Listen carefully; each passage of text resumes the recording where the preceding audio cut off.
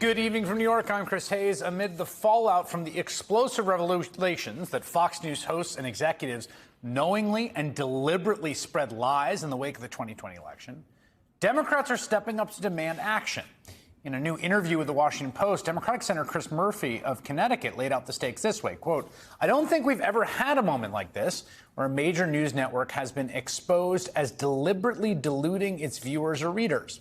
This is a seminal moment in the history of mass media, and we need to treat it that way." He added, quote, "We need to be in the business of communicating the gravity of what happened," noting that Democrats must be very clear about how manipulative Fox executives and hosts are, and that they rely on deliberately lying as a means to get ratings and to keep viewers hooked in.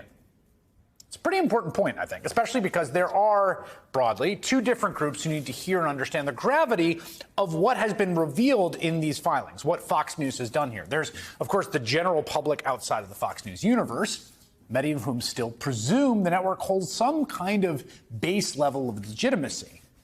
And we now have clear evidence in black and white that it doesn't. It's not a legitimate news network. The filings in Dominion Voting Systems' lawsuit against Fox prove once and for all it is fundamentally a propaganda arm of the conservative movement, and a deceitful, money-chasing one at that. But then there are the people who fully subscribe to the Fox News cult, if you'll call it that. They're going to be much more difficult to reach because one of the things that makes all this so asymmetrical, right, is that unlike the folks watching this right now, for instance, and this is borne out in the data, you can look at it, Fox has such a monopolistic hold on its viewers. And they know this. Recently, it seems like they might even be using that fact to taunt the rest of us.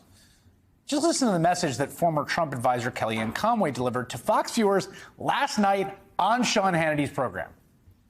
I want to challenge people watching tonight who don't wear red hats, don't consider themselves MAGA, don't consider themselves very strong political people.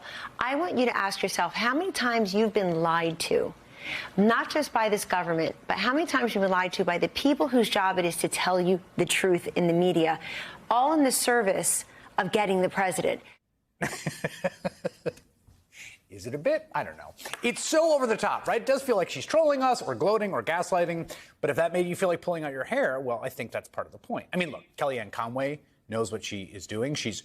Many people have speculated, in fact, that she's been the source of all sorts of anonymous quotes about the president, right? Who knows?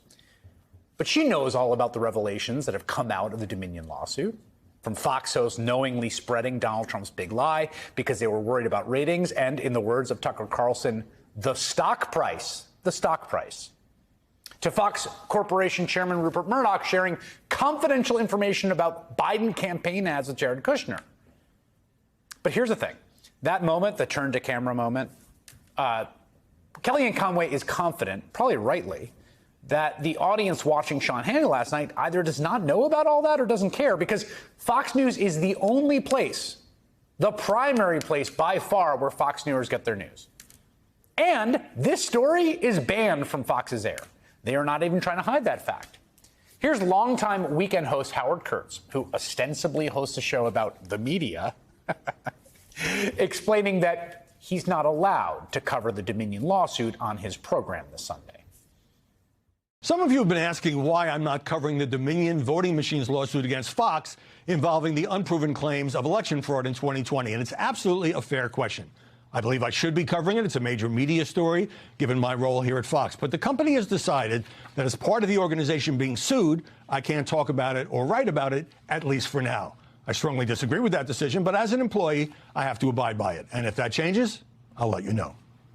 I mean, first of all, you catch that when he calls them unproven? They're not unproven. They're false, Howie. You can say it. It's okay. Say it. Well, you think they're going to fire you?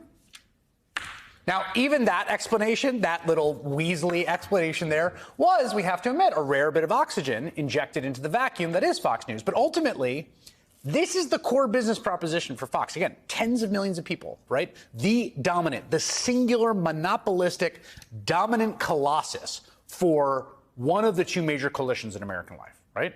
It's the singular business proposition, the source of the power for two things, for Fox and for Donald Trump. In both cases, in order to accumulate money and power, they manipulate people.